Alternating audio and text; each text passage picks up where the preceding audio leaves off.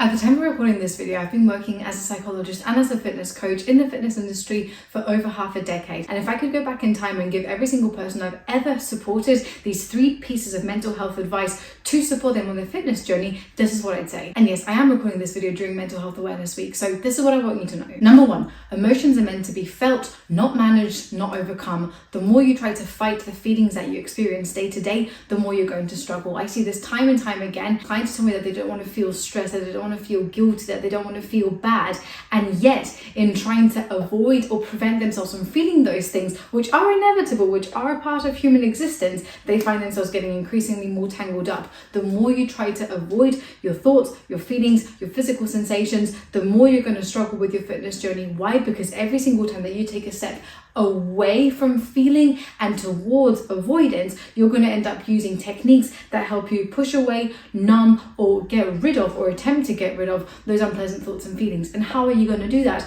You're going to try to eat away those feelings. You're going to try and numb those feelings with food. You're going to try and push away the feelings with over exercise or with restriction. You're going to use any of these extremes of overeating, of ghosting the gym, or of massively restricting yourself and over exercising to get away from feeling and experiencing those difficult emotions. So if you want to be able to enjoy a healthy, a fulfilling life where you're not constantly battling with thoughts around food, thoughts around weight loss, thoughts around your body, thoughts around your body image, learn how to allow yourself to experience your emotions. Stop trying to avoid them. Stop trying to fight yourself, because the harder you fight, the harder you try to get rid of unwanted thoughts and feelings and experiences, the more of a pickle you're going to find yourself, and the more you're going to struggle with the very things that you're trying to escape. And I know that's a lot easier said than done. So if you need support learning how to feel your feelings and not avoid them, not get rid of them, not use food and exercise to push them away or to numb yourself from them, then reach out and get in touch to work with me. All the information for that is in the description. The second thing I want you to know is that exercise is not therapy. There are so many things in the fitness industry that make me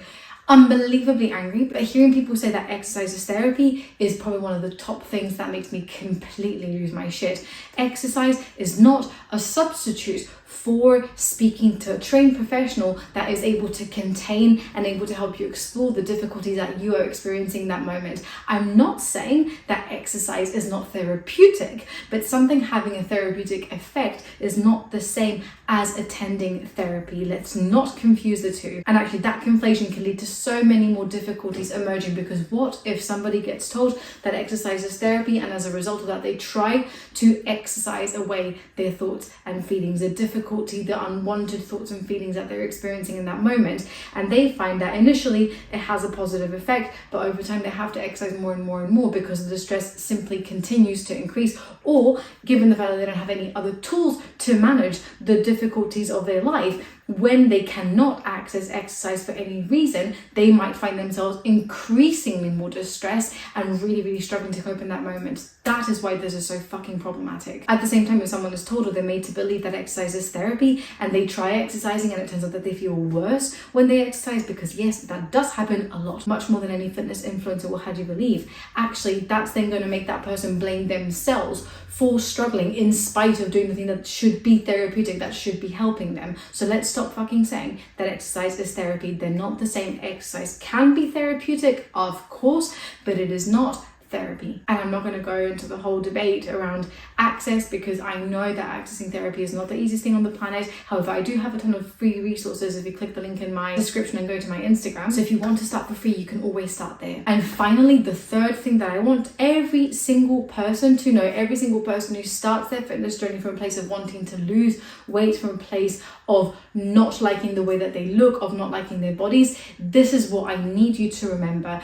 Unless and until you address your self-esteem, you are going to remain stuck. You're going to remain stuck living in a body that you dislike. You're going to remain stuck doing habits or engaging in repeated habits that do not provide or add you with any meaning or fulfillment in your life. You're going to continue to struggle with the all or nothing, on and off mindset, because self-esteem is at the core of that initiation of that cycle. If you start your fitness journey because you do not like yourself, the way that you're going to set yourself goals is going to come from a place of pure dislike. The way that you're going to set yourself goals is going to come from a place of wanting to compensate for that feeling of not feeling enough. When you set goals that come from that place, those goals are going to be huge. They're going to be so far away from where you are now, because that is going to provide your mind with the promise that you will be far away from your current thoughts and feelings, which makes so much sense. However, because you set the goals to escape that feeling of not being good enough, but the goals are not things that you can currently meet with your current capacities,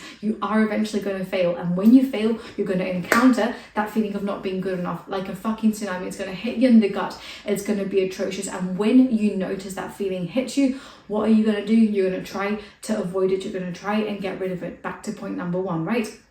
And the way that you're going to do that is by pressing the fuck it button. When you press the fuck it button, it becomes easier because you're getting rid of any goal, anything that might make you aware of the discrepancy between where you are now and where you would like to be. You're going to try to get rid of that feeling of shame that's elicited in response to that failing, essentially. And you're going to press the fuck it button. You're going to go to the gym. You're going to overeat, or on the other side, you're going to over-exercise and you're going to under-eat. Why? To punish yourself because you don't deserve it. Because what's the fucking point in even trying? But eventually you will come to a point in which you realize that you've gotten so fucking far away from where you wanted to be. You're going to feel disgusted, appalled, disappointed in yourself again, and that is going to reinforce the idea that you're not good enough, which is again going to make you set yourself goals that far exceed your current capacities because you're trying to move so far away from how you feel right now. There's so much more that I want to say about mental health and fitness, but that is literally why I work in the way that I work. This is literally why I do what I do. If you want to learn a little bit more about the links between your mental health, your self-esteem, fat loss, and the struggles that you might have in consistently pressing the fuck it button and being consistent and actually moving towards intentional weight loss and actually taking care of yourself and not feeling disgusted about yourself all the time, then make sure that you subscribe to my channel, because this is what I talk about all the time. Thanks as always for watching this video, and I look forward to seeing you in the next one.